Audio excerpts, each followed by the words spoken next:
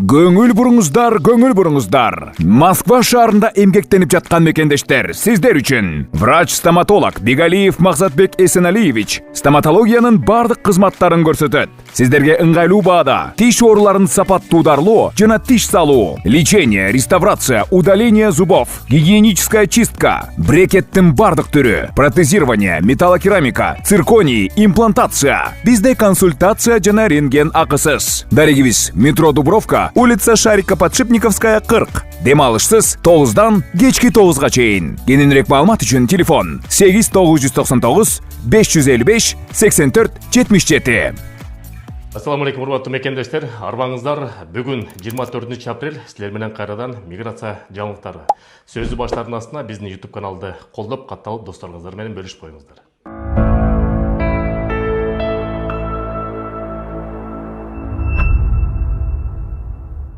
Россия Федерациясында көбүрөөк эмгек мигранттары керек деп Орусиянын омбудсмени айтып жатат.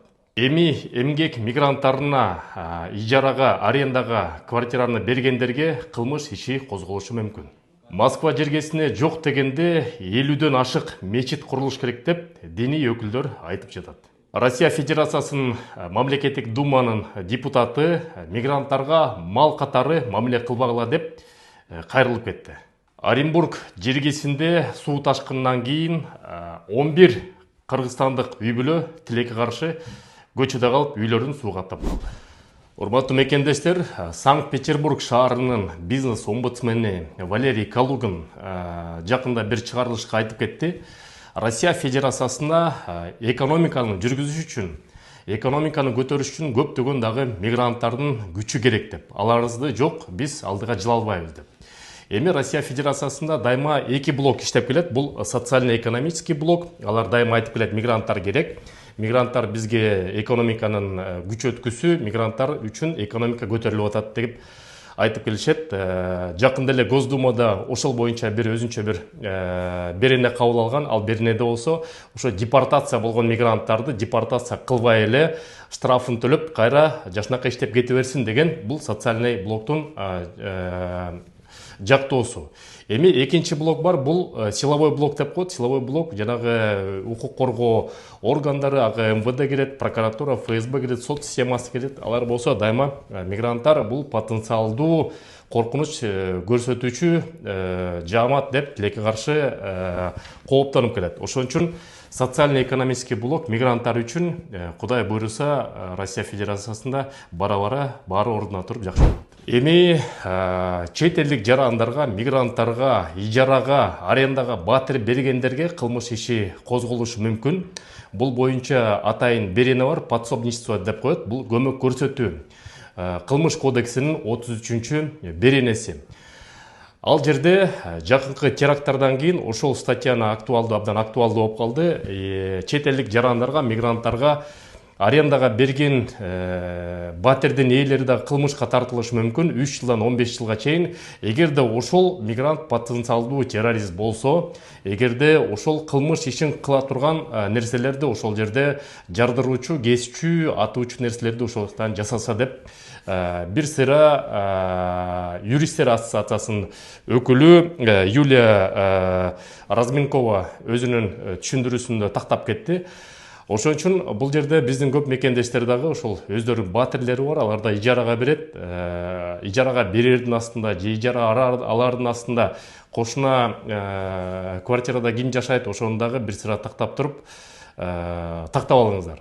Бул жаатынан эми бизди Кудай сактасын. Москва жергесине жок дегенде 50дөн ашык мечит курулуш керек деп татар диаспорасынын жетекчиси Фарисов айтып кетти. Негизинде эле баарыбызга белгилүү болгондой, ошо Котельникиде мечит курулат дегенде жергиликтүү калктар абдан чоң көйгөй жаратып келген. Москва жергесинде биз билебиз 4 мечит бар. Ошол 50дөн ашык мусулманга Батчуда 50дөн ашык мечит курулуш керек деп айтты. Негизи татарлар Россия Федерациясында экинчи титулдуу калк болуп эсептелинет, калкы көбү боюнча. Андан тышкары ошо диний өкүлчүлүк жагында, диний багытында ошо татарлар көбүрөөк басым кошот. Равиль Гайнудин Россиянын негизги мусулман алдагы татар, андан тышкары бүт мечиттерге барыңар белгилүү болгондой татарлар көбүрөөк үстөмдүк кылат. Эми бул канчалык ишке ашат белгисиз, бирок бул кичинекей болсо да бул жаатынан кичинекей сигнал. Эми бара-бара көрө жатабыз. Россия Федерациясынын депутаты подъем деген чыгарылышка кичинекей интервью берди. Ал жерде ошо мигранттарга мал катары мамиле кылбагыла деп суранып кетти. Себеп деген Москва областында баарыбызга белгилүү болгондой мигранттар үчүн атайын общежитие курууга Андрей Воробьев тапшырма берди. Ошо мигранттарды ошол жерден чыгарбай, ошо стройкада иштетип туруп, башка өлкөдөн мигранттарды алып келгенде дагы атайын ошо ээрчитип келип ошакка киргизип, андан ары кайра узатып ийгиле деген бир нече жооптор айтылып атат. Эми бул Госдумада жеке эле ошо орус тарапты же болбосо жергиликтүү элдерди коргоп мигрантофобия деп коет. Өз элим ошо сиздердин жардамыңыздарга да муктаж болуп отурабыз. Ошо Малика кызыбызга сиздердин жардамыңыздарды аябайт деп үмүттөнөбүз. Жардам кылып коюңуздарчы деп өтүнөбүз. Россия мамлекетине дагы ушу июль айында бармакпыз. Ошого чейин буга чейинки чогулган аманаттарыңыздарды алып атабыз. Сиздерге Алла ыраазы болсун. Чоң рахмат. Ошо кызыбыздын жардам айыгып кетишине себеп жооп коюңуздар деп дуа кылып коюңуздар деп өтүнөбүз. Дагы ушу 1 миллион 200 миңдей каражат жетпей турат. Ушу бизге биздин реквизиттер Мбанк Плотбек А деп чыгат, Сбербанк Плотбек С деп чыгат. Ошо мигранттардан коркунучу бу теракттан кийин огош бетер күчөп атат. Азырынча Кудайга шүгүр Госдумада адекваттуу депутаттар отурганда менин оюмча жакшы болот, урматтуу мекендештер.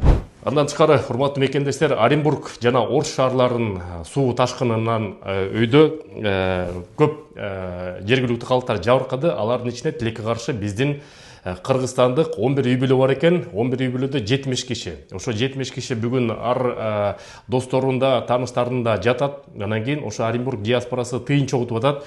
Ошо биз дагы кошулуп, көмөк көрсөтүп, ошо тыйынга бир аз кошумча кошуп коелу. Мен азыр картасын киргизип коем. Аягы болсо картанын 64-40 менен бүтөт. Ким салымын кошом десе кошуп коюңуздар мекендештер. Андан тышкары кече күнү 23 апрелде Кыргызстандан Россия Федерациясына 20 чоң машина келди. 350 тонна гуманитарный жардам Кыргыз мамлекетинен, Кыргыз элинен, Орус элине деп жардам катары келди. Буга чейин ошол баарыга белгилүү болгондой Казакстанга дагы бир нече гум помощь барган. Бул жаатынан Кудайга шүгүр Кыргызстан өнүгүп келет, жардам бергенге мүмкүнчүлүгүбүз болуп калды. Сак саламат болуңуздар. Силер менен Кыргыз диаспора кеңеши төрагасы мен Кубанычбек Осмонбеков. Көрүшкөнчө.